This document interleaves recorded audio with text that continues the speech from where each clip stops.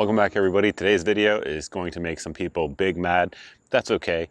Today we'll be discussing why the 4 firearm safety rules, or the universal safety rules of firearms handling, depending on where you read it, are wrong. And I firmly believe this. We will explain why here coming up in the video. Before we do that, this video is not sponsored by anybody, so I'm sponsoring it myself. If you guys like good deals on stuff, sign up for my daily deals email at the website here on your screen. We have a virtually zero unsubscribe rate, which means we're putting out good value for folks. So with that, there's a couple different ways that the 4 firearm safety rules are listed. One of them is going to be Jeff Cooper's 4 rules. The other one is going to be like the NRA's 4 rules. They're worded a little bit differently, but Jeff Cooper's have been out a little bit longer and probably are referenced more. So we're just going to list them out here, why they exist, things of that nature, and then why they're wrong.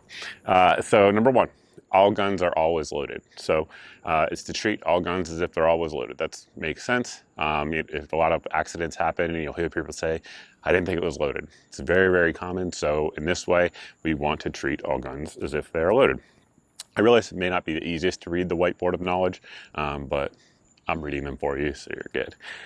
Never let the muzzle cover anything you are not willing to destroy. So what that means is, obviously we have a fake gun. Can we all agree this is a fake gun? It's not real.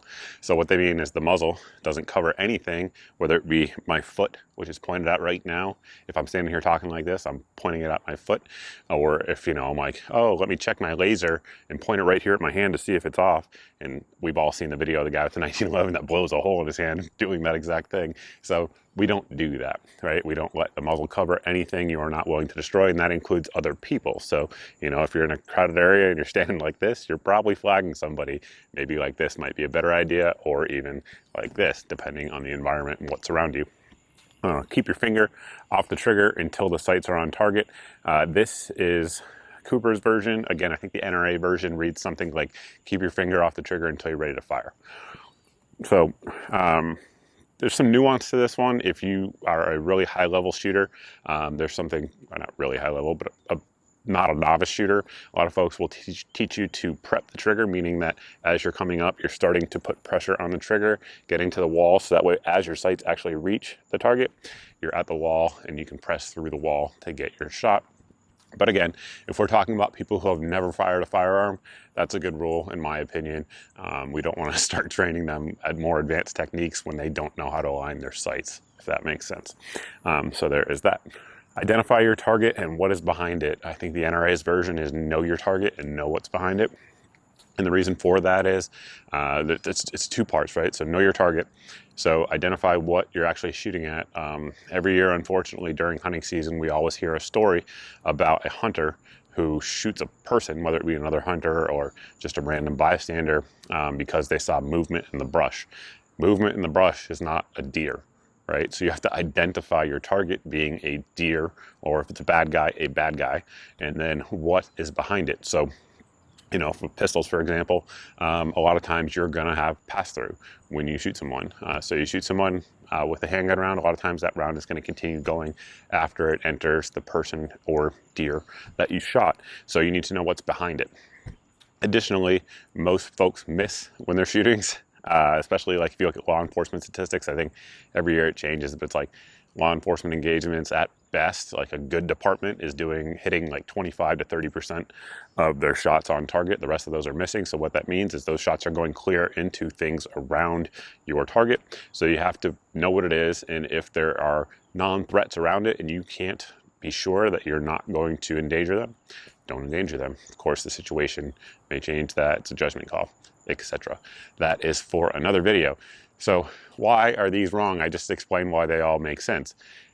Yes, they do. To someone who doesn't know what they're doing, who isn't comfortable with guns, who doesn't constantly handle guns, to someone who doesn't carry a gun every day, they're all good rules.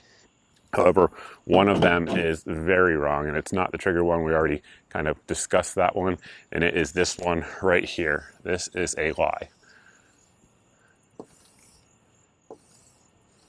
And why do I say this is a lie? Well, there's a million different reasons, but just for example, we will take this particular gun right here. It is a Walther PDP-F, and we do have a magazine full of ammunition. Is the gun loaded? I don't know. Why? Because I was not holding it. Just now I was doing a video.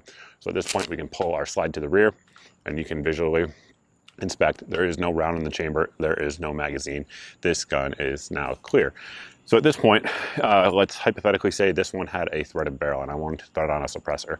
Well, typically when you throw it on a suppressor, your hand does this. It goes in front of the muzzle, right? And everyone's like, oh my God, you just pointed a gun at yourself, Mike. You just violated the rules.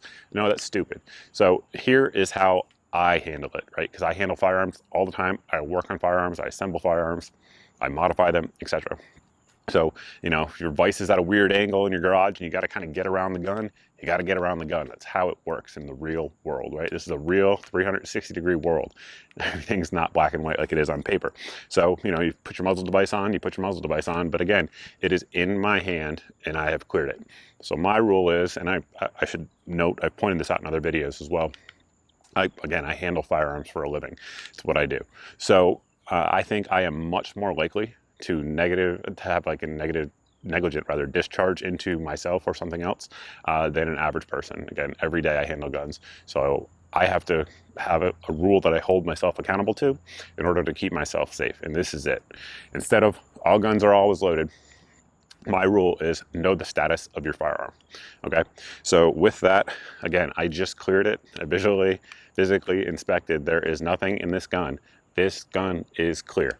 At this point, me, myself, and I'm going to treat this gun like it's this gun. Obviously, I'm not going to point it at my head or do anything stupid, but if I need to do something that violates any of these other rules, I'm going to do it while it's in my hand after I have cleared it, before I set it down.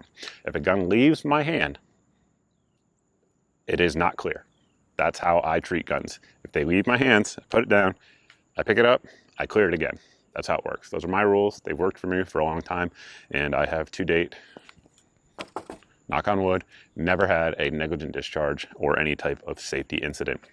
And I don't treat all guns like they're always loaded, and I don't believe you have to.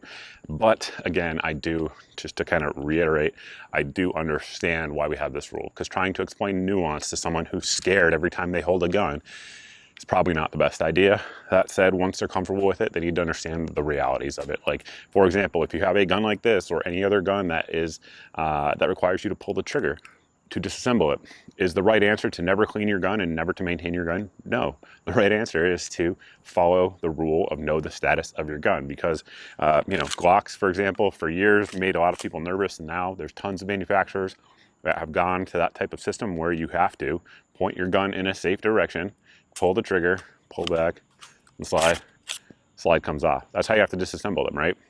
So, I mean, there are untold millions of those guns in the country right now, and everyone who says I follow the 4 safety rules but owns one of those guns is lying to themselves, right? So that really is it. Obviously, I could go on about this forever, but I've mentioned this topic in other videos and people wanted to have dedicated videos. So here's the dedicated video that will whip people up online. Again, 4 safety rules are not universal and they are wrong. That is it. Change this to know the status of your firearm and we're cool, right? So at this point, I think of all the people who do dry fire practice, right? And all the professional shooters, all the IDPA grandmasters, etc., who are like, yeah, do dry fire practice. It's really good for you to develop good trigger control. Well, guess what they're doing? Not this. They're not treating every gun like it's loaded. But if done correctly, they know the status of their firearm. So that is it, guys. That's all I have for you today. I know it'll cause controversy, but it's true. And this is stupid. So it needs to be fixed. And that's all I got for you. If you like this type of video, do not subscribe. Definitely hit the subscribe button. If you haven't hit the notification bell, hit the notification bell.